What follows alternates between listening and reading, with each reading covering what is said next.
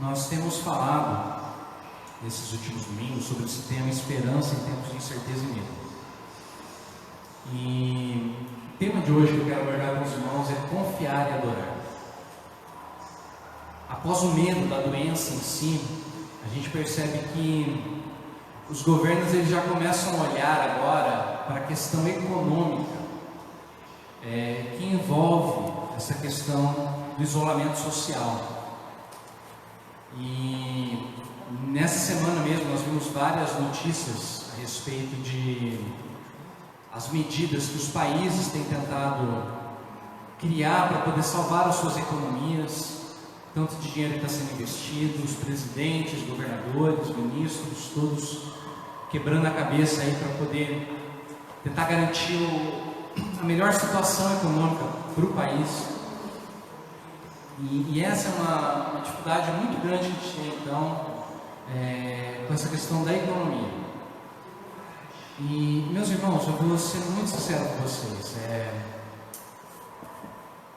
com muito temor e tremor, eu quero abordar esse assunto com vocês hoje. Porque falar de economia, falar de adoração a Deus, durante uma crise financeira, é algo muito difícil, principalmente no nosso meio hoje em dia, com tantos aproveitadores, com tanta gente querendo, querendo se aproveitar dos dízimos, das ofertas das pessoas. Eu confesso que eu tenho muito medo realmente de falar desse assunto. E para isso, então, eu recorri à ajuda de homens mais sábios do que eu. E um desses homens é o pastor Tim Keller. Eu confesso para você, meu irmão, o sermão que eu vou pregar hoje é um sermão que eu ouvi primeiro da boca do pastor Tim Keller. E ele pregou esse sermão durante a crise econômica de 2009. Durante aquele momento de recessão, ele trouxe então para a igreja dele, que estava lá em Nova York, algo da sabedoria das Escrituras, para poder dar tranquilidade ao nosso coração, para poder incentivar a nossa fé, de tal forma que nós conseguíssemos ter um norte nessa situação. E as Escrituras, meus irmãos, elas falam de um homem que passou por algo parecido com aquilo que nós estamos passando.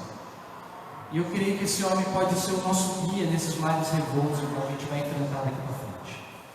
Nesse sentido, então, eu quero convidar você a abrir tua Bíblia lá em Abacuque, capítulo 3, e a gente vai ler do verso 17 ao 19. Abacuque, capítulo 3, do verso 17 ao verso 19. Está tudo certo com o som? Não? Tudo errado?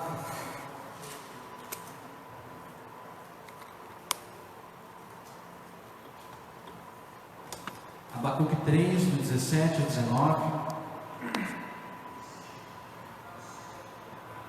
Vamos ler então a palavra do Senhor.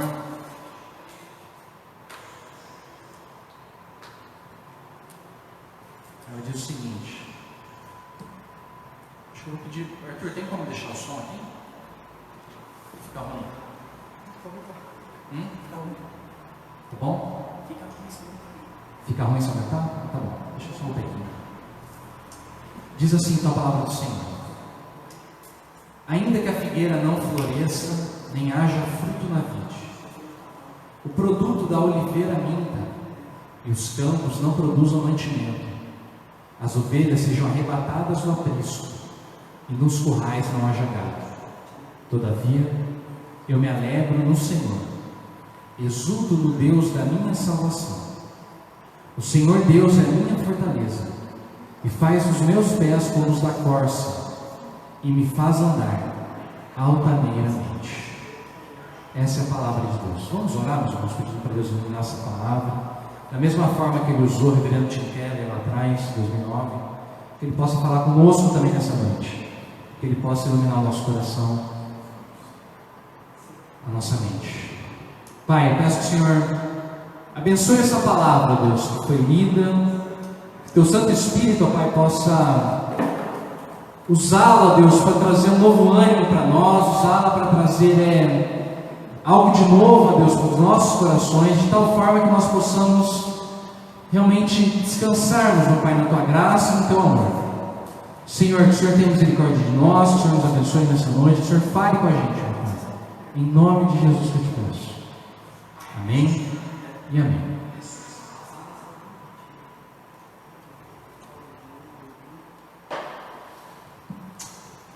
Irmão, perceba o seguinte, Abacuque fala para a gente de coisas que não dão certo. Ele fala sobre os figos, sobre as uvas, as azeitonas, o trigo, que representa os grãos. Essas 4 coisas são os frutos da terra, aquilo que a terra reproduz, aquilo que a terra faz. E ele continua falando sobre as ovelhas, sobre as vacas, que é a pecuária, ou seja, Abacuque descreve para a gente uma situação de uma economia rural, uma economia na qual a riqueza vem do campo. Mas Abacuque fala para a gente sobre a ausência do produto do campo, a ausência dessa riqueza. Ele está descrevendo para a gente um desastre econômico. O profeta então descreve para a gente uma situação de falência, um momento de recessão, um momento de escassez, muito parecido com o momento que a gente enfrenta hoje, o que a gente ainda vai enfrentar. E a questão é, como que a gente enfrenta então a escassez econômica? Como que a gente pode enfrentar? Como que a gente pode enfrentar o desastre econômico? E para a gente entender isso, então, você precisaria ter na tua cabeça aquilo que Abacuque tem como pano de fundo, o contexto sociocultural no qual essa palavra que ela é produzida.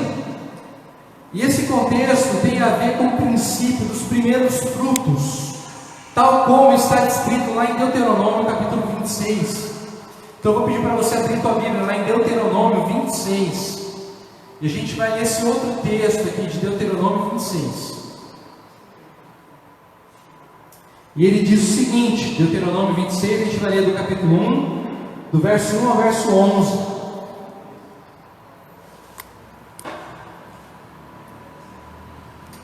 Deuteronômio 26, de 1 a 11, fala assim: Ao entrares na terra que o Senhor teu Deus te dá por herança, ao possuí-la e nela habitares, tomarás o primeiro de todos os frutos, da primícia dos frutos, o primeiro fruto do solo, que recolheres da terra, que te dá o Senhor teu Deus, e as porás no cesto, e irás ao lugar que o Senhor teu Deus escolher para lhe fazer habitar o seu nome.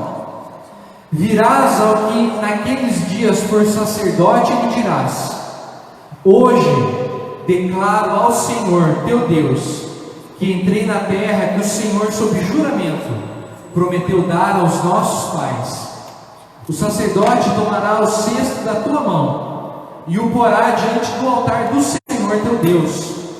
Então testificarás perante o Senhor teu Deus e dirás: Arameu, prestes a perecer, foi meu pai, e desceu para o Egito, e ali viveu como estrangeiro, com pouca gente, e ali veio a ser nação grande, forte e numerosa. Mas os egípcios nos maltrataram, e afligiram, e nos impuseram dura serviço. Clamamos ao Senhor, Deus de nossos pais, e o Senhor ouviu a nossa voz, e atentou para a nossa angústia, para o nosso trabalho, para a nossa opressão. E o Senhor nos tirou do Egito com poderosa mão e com braço estendido, e com grande espanto, e com sinais e com milagres, e nos trouxe a este lugar, e nos deu essa terra, terra que mana leite e mel. Eis que agora trago as primícias dos frutos da terra que tu, ó Senhor, me deste. Então as porás perante o Senhor teu Deus, e te prostrarás perante Ele. Alegrar-te-ás por todo o bem que o Senhor teu Deus te tem dado a ti, e a tua casa, tu e o levita, e o estrangeiro que está no meio de ti. Irmãos, deixa eu te explicar o que está acontecendo aqui então, nesse texto de Deuteronômio. O processo aqui é um processo de economia rural. E dentro de uma economia rural, nós sabemos o quanto produzimos. E se vamos ter lucro apenas no final da colheita. É só quando você termina de colher todas as coisas que você sabe quanto de fato você produziu, quanto de fato você ganhou, quanto de fato você lucrou naquela temporada, naquela safra. E essa situação é igual à situação de muitos de nós, porque em muitas profissões atuais também existe a dúvida do que vai acontecer lá na frente. Será que a gente vai vender o tanto que a gente precisa vender? Será que a gente vai fechar os contratos que precisamos fechar? Será que nós vamos conseguirmos assumir as aulas que precisamos dar? Recebermos os bônus que esperamos? Conseguirmos as gigs, né? Se você é músico, que a gente espera conseguir? Enfim, muitas vezes há incerteza sobre como que vai ser lá na frente. E isso acaba influenciando o jeito que a gente oferta. Isso acaba influenciando o jeito que a gente deposita a nossa oferta no altar do Senhor. Porque como é que a gente oferta numa situação dessa? Geralmente a gente faz o seguinte: a gente primeiro recolhe tudo para saber quanto que a gente ganhou. E aí, a partir daquilo que eu ganhei, eu posso ofertar ao Senhor. Então, se eu ganhei tanto, eu vou dar tanto. Se eu ganhei outro tanto, eu vou dar outro tanto. Mas não é isso que Deus está falando para o povo dele. Deus está desafiando o povo dele no versículo 2: tomarás das primícias, ou seja, você vai pegar o primeiro fruto e você vai dar o primeiro fruto. E você sabe o que isso significa, meu irmão? A gente dá o primeiro fruto? Arthur, tem como mudar aqui o slide? O primeiro fruto tem a ver, meu irmão, em primeiro lugar, que a gente precisa ofertar sacrificialmente. É o que ele vai dizer do primeiro versículo até o terceiro, mas principalmente nessa questão de a gente pegar o primeiro fruto e colocar no cesto. Quando ele diz que é no começo da colheita que a gente leva o primeiro fruto, ele está dizendo o seguinte: façam a oferta sem saber quão grande vai ser a colheita. Deem aquilo que vocês tiverem que dar para Deus, sem saber se vocês vão ter lucro ou não. E isso nos ensina um princípio, que é o princípio seguinte: esperar até que todo ganho entre é a gente ofertar apenas o excedente. E não é isso que Deus quer que a gente faça. Ele não espera que nós demos daquilo que sobra, daquilo que excede. Não. Ele está desafiando o povo dele a ofertar o primeiro. Ofertar o excedente significa você ofertar de uma forma que não prejudique o teu estilo de vida, o teu padrão de vida. Ofertar o excedente significa a gente ofertar apenas depois da gente conseguir consumir tudo aquilo que a gente quer consumir, da gente comprar tudo aquilo que a gente deseja comprar, depois de você ter toda a roupa que você quer ter, depois de você comer em todos os restaurantes que você quer ir, depois de você contratar todos os serviços que você quer contratar, depois de você se divertir da maneira que você quer, depois de você investir da forma que você quer, aí se sobrar alguma coisa, você oferta. Ou seja, se a nossa oferta depende do excedente, em tempos de recessão, não existe excedente para ser dado. E Deus está dizendo o seguinte: eu quero que você oferte de tal forma que isso afete a tua vida. Eu quero que você oferte de tal forma que não seja possível você continuar vivendo da maneira que você quer. Eu quero que você oferte de uma forma que você vai ter que realmente escolher onde você vai comer, o que você vai comprar, o que você vai investir. Porque eu não quero que você dê o excedente, eu quero que você dê o primeiro fruto. Eu quero que você faça uma oferta que doa, Eu quero que você faça uma oferta que te machuque, que seja um sacrifício.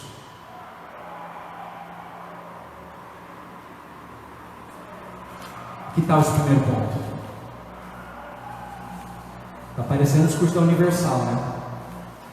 Mas não é não. Fica comigo que você vai ver que não é isso. Porque existe um segundo ponto. E o segundo ponto, vai para frente. Mas o segundo ponto é o seguinte: nós devemos ofertar alegremente. Versículo 5 ele diz: então dirás, ou então testificarás perante o Senhor teu Deus, e dirás: Arameu, prestes a perecer, foi meu pai, e desceu para o Egito, e ali viveu como estrangeiro com pouca gente, e ali veio a ser nação grande, forte e numerosa. Mas os egípcios os maltrataram, os afligiram e puseram dura servidão.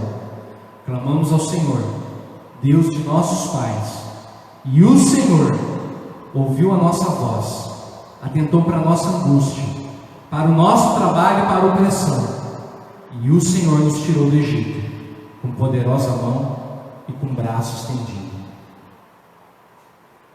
Ofertar alegremente significa ofertar com gratidão e não por obrigação. E quando ele fala lá no versículo 5 que você vai dar um testemunho, o que ele está dizendo é o seguinte: você vai dizer assim: olha, sim, eu trabalhei duro para poder conseguir esses frutos, mas o único motivo de eu poder entregar esse fruto para Deus é porque antes eu fui escravo, antes eu trabalhava e não recebia nada, antes eu sofria, mas eu clamei a Deus, e Deus ouviu meu clamor, e Deus me tirou da escravidão. Nós fomos libertos pela mão de Deus e não pela nossa própria mão. Nós somos salvos por aquilo que Deus fez e não por aquilo que nós fizemos, porque nós não fomos capazes de nos libertarmos, e Ele graciosamente deu para a gente essa terra que manda leite e mel. Ele deu essa terra produtiva, e é porque a gente recebeu esse presente que hoje eu tenho uma oferta para dar a Deus.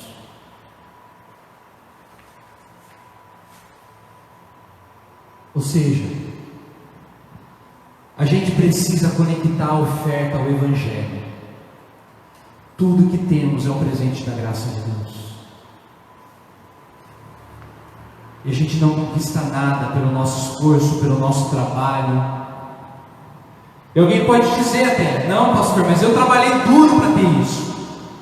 Eu te pergunto, com o que você trabalhou? Você trabalhou com a tua habilidade? Você trabalhou com a tua força, com a tua inteligência? Você trabalhou com as suas capacidades, com a tua beleza? A pergunta é: quem te deu tudo isso? Se Ele não tivesse te dado essas coisas, você não conseguiria trabalhar. Se Ele não te desse saúde, você não conseguiria trabalhar, porque até o ar que está dentro do teu pulmão vem dele.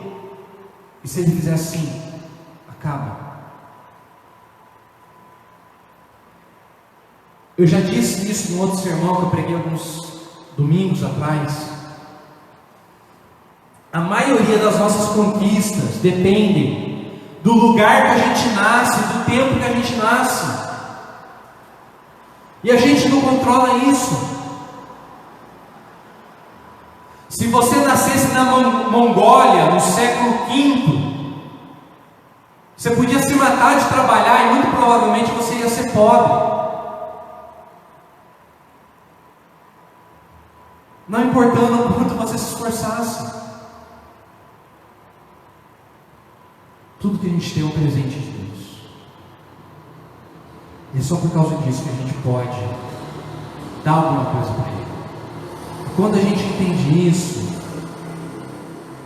a possibilidade de dar algo para Deus, porque a gente sabe de onde Ele tirou a gente, do que Ele livrou a gente, onde Ele colocou a gente, a oferta vem graciosamente, a oferta vem com alegria, ela vem com gratidão, naturalmente. É o que acontece com Davi, quando ele recolhe as ofertas para poder oferecer para o templo, que foi construído pelo filho dele, Salomão. Lá em 1 Crônicas, capítulo 29, a gente lê o seguinte, por favor, Arthur, muda o slide para a gente. Pode clicar mais um, isso. Arthur, dá para dar um foco nesse texto?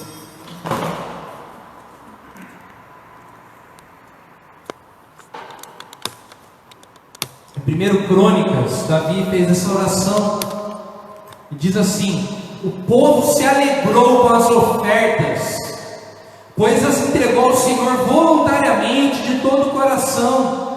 E o rei Davi também se encheu de alegria. Então Davi louvou o Senhor na presença de toda a comunidade. Ele disse: ó nosso Deus, damos graças e louvamos teu nome glorioso. Mas quem sou eu e quem é meu povo, para que pudéssemos te dar alguma coisa? Tudo o que temos vem de ti, e temos apenas o que primeiro de ti recebemos. Ó Senhor nosso Deus, até mesmo estes materiais que juntamos para construir um templo em honra ao teu nome santo, vem de ti, tudo pertence a ti. Tudo que a gente tem é um presente. E é por isso que quando a gente consegue conectar a oferta, a generosidade de Deus, nós conseguimos ofertar com alegria. Ofertar se torna algo prazeroso. Nós queremos fazer isso voluntariamente. E aí, meu irmão, você começa a entender uma coisa, porque quando eu falo que Deus desafia a gente a ofertar até doer, eu estou dizendo até doer no nosso orçamento, até doer no nosso estilo de vida, mas isso não deveria provocar dor no nosso coração, no sentido de, eu tenho que fazer isso, eu sou obrigado a fazer isso,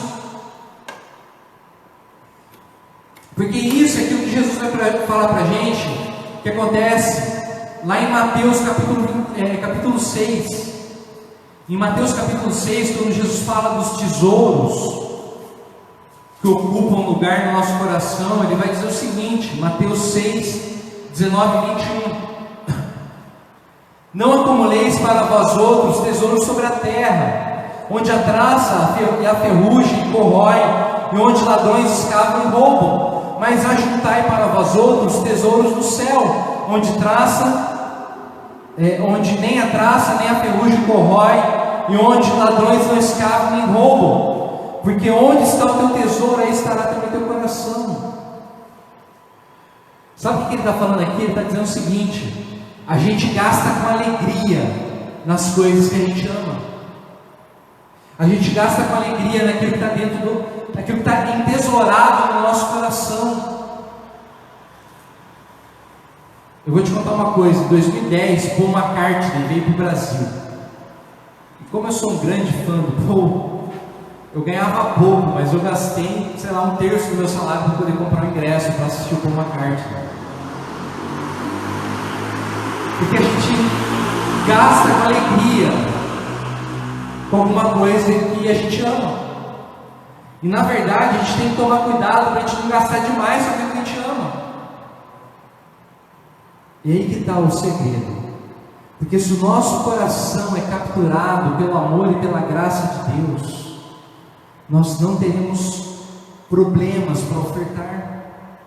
Ofertar sacrificialmente passa a ser uma alegria. Ofertar, mesmo que isso mude o nosso estilo de vida, vai ser uma alegria. E aí a gente tem que se questionar, meu irmão, minha irmã. Porque se a gente não consegue ofertar sacrificialmente, alegremente, talvez tenha algo errado no nosso relacionamento com Deus. Eu sei que isso é difícil. Eu sei que isso é desafiador. Mas Abacuque, ele leva tudo isso para um nível muito mais alto. Porque o que Abacuque está dizendo é o seguinte: e se não houver o primeiro fruto? Porque não existe colheita. E se a gente estiver numa situação que a gente não tem nem o que comer? Como é que a gente faz? Abacuque está dizendo para a gente: até nessa situação, Deus pode ser o tesouro do nosso coração, e você ainda pode confiar nele, se alegrar nele. Como? Abacuque vai dizer: eu não me regozijo na situação, porque quando eu olho para a situação, não tenho que me regozijar, não tem como eu me alegrar na situação, não tenho o que comer, está faltando tudo está sendo tirado. Mas eu posso me regozijar em Deus, o meu Salvador. E é esse o segredo. Porque Abacuque está dizendo o seguinte: se eu olho para trás, o que eu vejo é o perdão de Deus, o que eu vejo é aquilo que Ele fez em Jesus Cristo, o que eu vejo é que antes eu era inimigo de Deus e agora eu sou amigo de Deus, e Ele me trouxe para perto. Se eu olho para frente, o que eu vejo é a ressurreição, o que eu vejo é novo céu e nova terra, o que eu vejo é shalom, o que eu vejo é prosperidade, e isso é o suficiente para mim. Isso é o suficiente para eu poder manter minha confiança, para eu poder manter minha alegria em Deus. Isso é aquilo que Teresa d'Ávila descobriu, que a gente cantou no começo do culto. Quem tem a Deus não tem falta de nada, porque Deus é o bastante.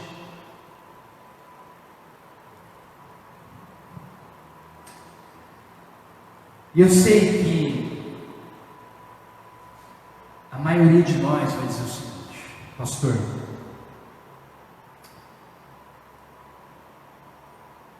eu até concordo com isso que o senhor está falando,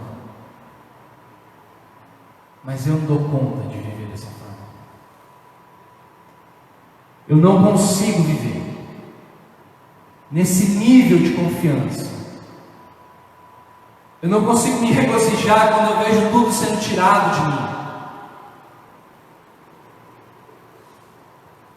E eu vou ser muito sincero com você, eu também tenho muita dificuldade para me regozijar em Deus, nesse nível que Abacuque aponta. E isso leva a gente ao terceiro ponto, que é o seguinte: a gente deve ofertar graciosamente. Colocou lá? Porque se você olhar para Abacuque como um grande homem, como um grande profeta, como homem de Deus que consegue se regozijar em Deus quando tudo está sendo tirado dele, e você disser assim: eu tenho que ser igual a Abacuque, você não vai ser inspirado por isso. Pelo contrário, você vai ser esmagado por isso, porque o padrão é muito alto. O nível de confiança é um nível de confiança que desafia qualquer um. E isso vai te oprimir, meu irmão, isso vai te esmagar, isso vai fazer você pensar: eu não dou conta de servir a Deus dessa forma.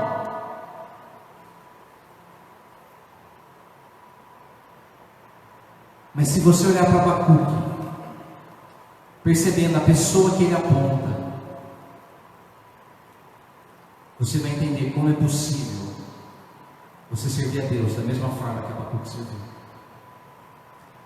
Porque lá em Lucas capítulo 24, quando Jesus, depois que ele ressuscita, ele caminha com os discípulos em Emaús, ele vai dizer uma hora assim para eles: sabe qual é o problema de vocês? Um dos.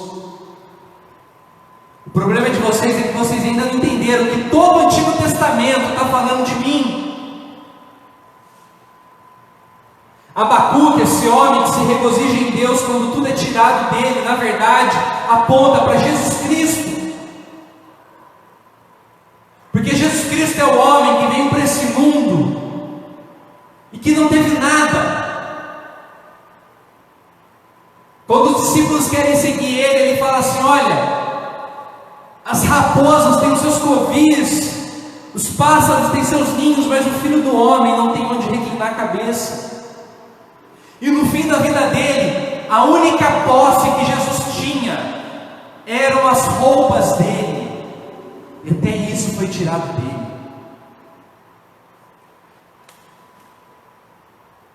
Jesus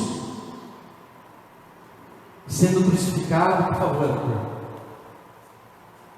é dito para a gente: então crucificaram e repartiram entre si as roupas dele, tirando sorte para ver o que cada um levaria.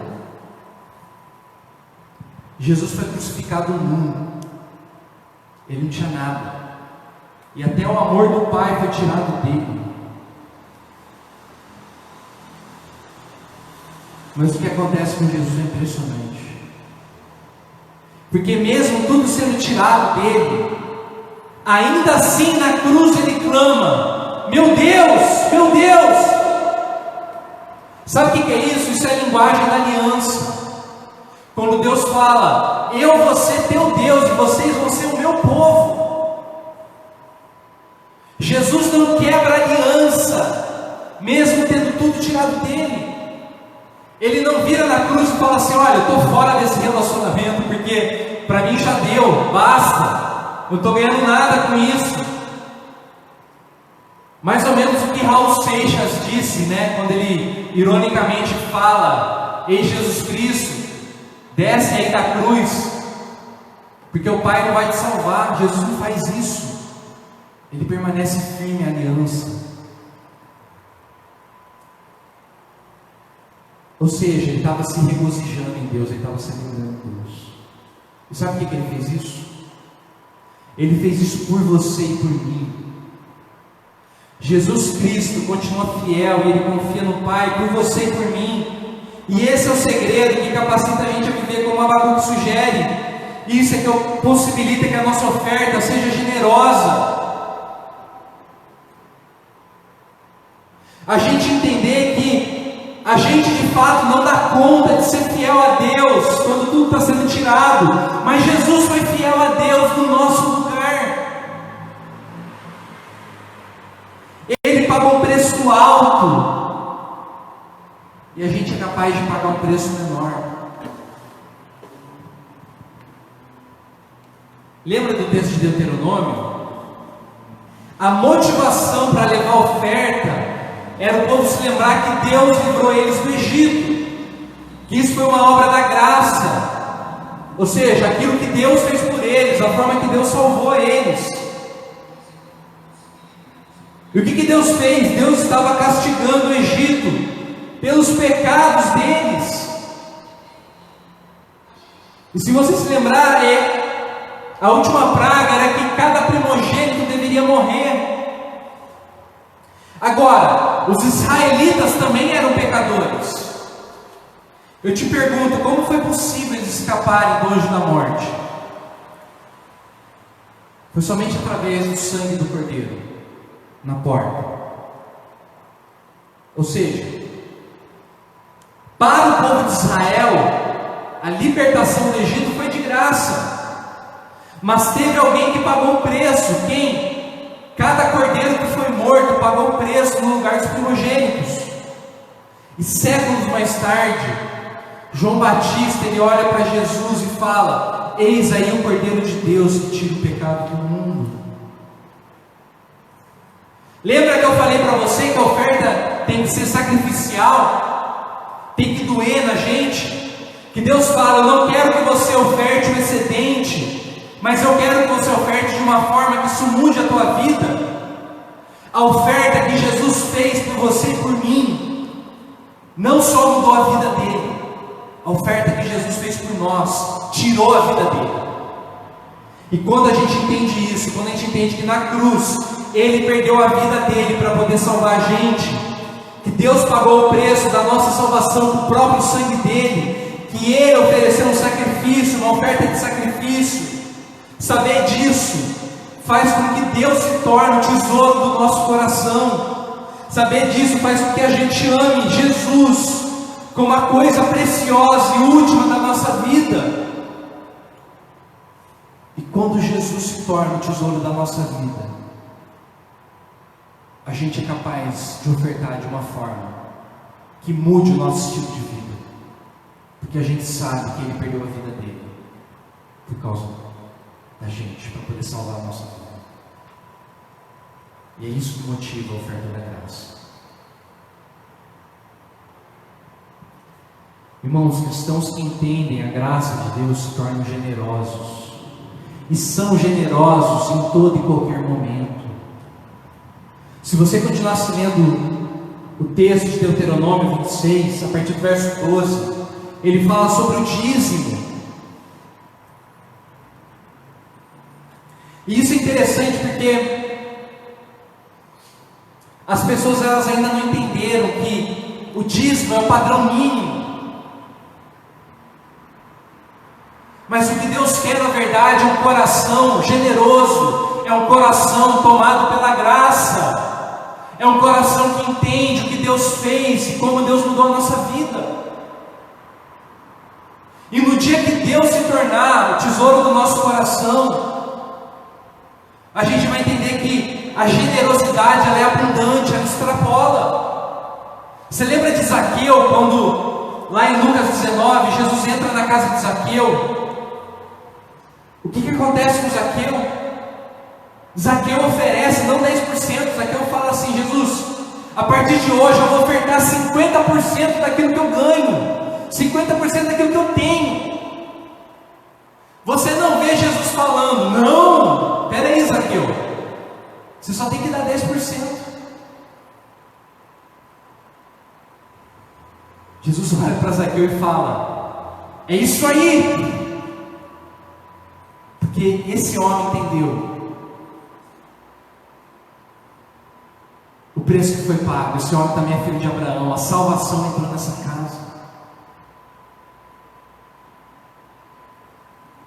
Eu estava ouvindo uma entrevista do pastor Ed Renekiewicz no programa Provoca, do Marcelo Taz. Depois baixa no YouTube essa entrevista, é muito boa. E o Taz pergunta para o Ed René: por que eu tenho que dar 10%? A resposta da Ed René é a minha resposta para você: você não tem que dar nada, Deus não precisa do teu dinheiro. A gente não tem que dar nada, meu irmão, porque dízimo não é carnê, não é carnê de clube,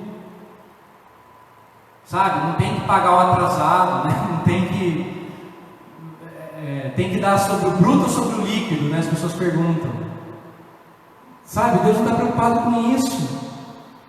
Deus está preocupado que o teu coração seja generoso. E o dia que teu coração for generoso, 10% vai ser pouco.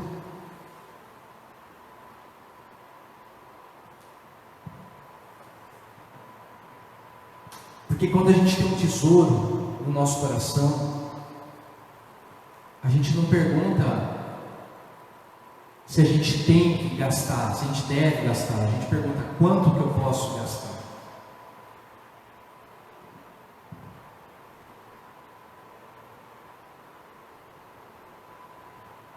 Meus irmãos, eu amo o final do texto de Deuteronômio, versículo 11, porque ele diz o seguinte: dá para focar ali, Arthur?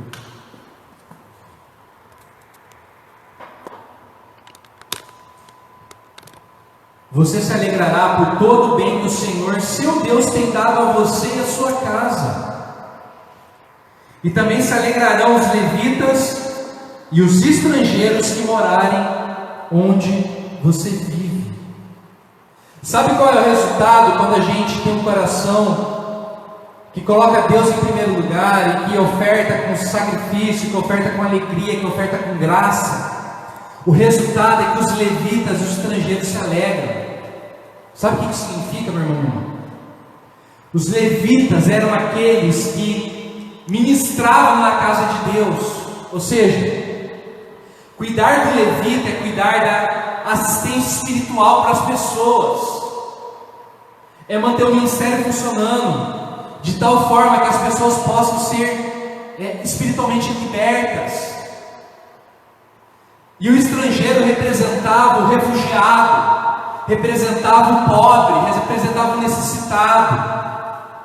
Tem a ver com cuidar do estrangeiro, tem a ver com assistência aos pobres. O que ele está falando é o seguinte: quando a gente oferta, a gente possibilita que a assistência aos pobres também continue. É libertação física, ou seja, tanto a libertação espiritual quanto a libertação física, ela permanece no meio do povo de Deus quando a gente é generoso.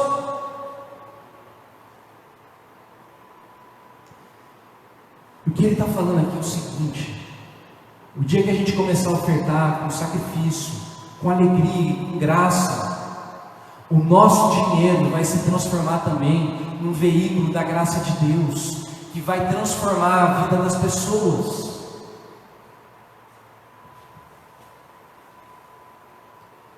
E eu quero aqui publicamente agradecer a Igreja de Assis, porque no meio dessa semana eu fiz um vídeo gravando sobre as cestas básicas que a gente oferta para as pessoas pobres. É o nosso cuidado, a nossa assistência com os necessitados. E eu gravei um vídeo mostrando que a gente estava com falta de muita coisa, e a resposta foi rápida. E meus irmãos, em 2 dias, será 3 dias, nós arrecadamos muitas coisas. Eu não tenho nem noção ainda, a gente não conseguiu montar cestas de tudo que a gente conseguiu arrecadar, mas eu sei que a gente ganhou, nós ganhamos, peraí que estou contando aqui, 11 cestas fechadas, e mais um monte de mantimento que vai dar para montar muitas outras cestas, e a gente ainda está com oferta em dinheiro, esperando para ver o que vai faltar para a gente poder complementar.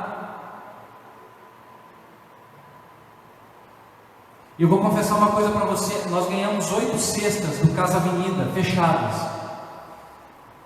e eu estava acabando de guardar as cestas, porque elas foram entregues na minha casa, eu estava trazendo aqui para o nosso depósito, e um cara bateu na minha porta, e eu já tinha visto esse cara já algumas outras vezes, já até ajudei ele outras vezes, e ele pediu uma oferta, falou, nem no chão, falou, eu queria um macarrão, um feijão que eu pudesse cozinhar com a minha esposa. Eu moro no prédio abandonado aqui perto da concha acústica, e eu vim para o depósito aqui, peguei uma cesta mais fácil dele carregar, e eu dei para ele, e esse cara ficou extremamente alegre.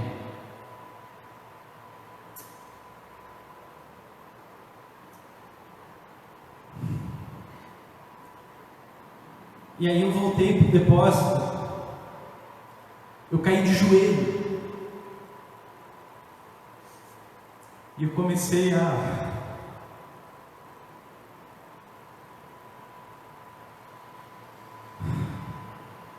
me alegrar em Deus e me regozijar em Deus. E eu louvei a Deus pela fidelidade da igreja. E naquela hora Deus falou no meu coração o seguinte: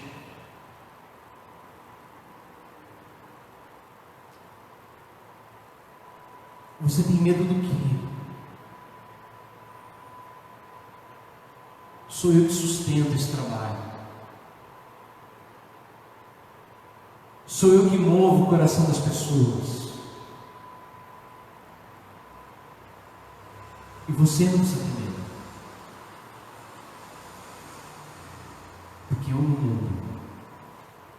Eu, teu Deus, sou o mesmo ontem, hoje e sempre. E você pode confiar que o meu amor não muda e não falha. Portanto, meu irmão, veja a forma que Jesus ofertou sacrificialmente, alegremente, graciosamente, e vai tu e faz o mesmo que Jesus fez. Que você possa ser Jesus para alguém essa semana, e que você possa continuar permitindo que o levita e que o estrangeiro se alegre, que a assistência espiritual, que a assistência física possa ser continuada no meio do povo de Deus. E se você está precisando dessa ajuda, não tenha vergonha de pedir ajuda, porque Deus pode até mandar um corvo levar comida para você, mas a salvação que Ele trouxe para a gente foi pessoal, foi através de uma pessoa, foi através de Jesus Cristo. E essa é a forma que Deus gosta, que Ele prefere, para continuar salvando a gente através de gente. Então, se você está precisando de ajuda também, física, recursos, peça ajuda. eu tenho certeza que Ele vai te abençoar. Que Deus te abençoe. Que você possa ser canal de bênção também para outras pessoas.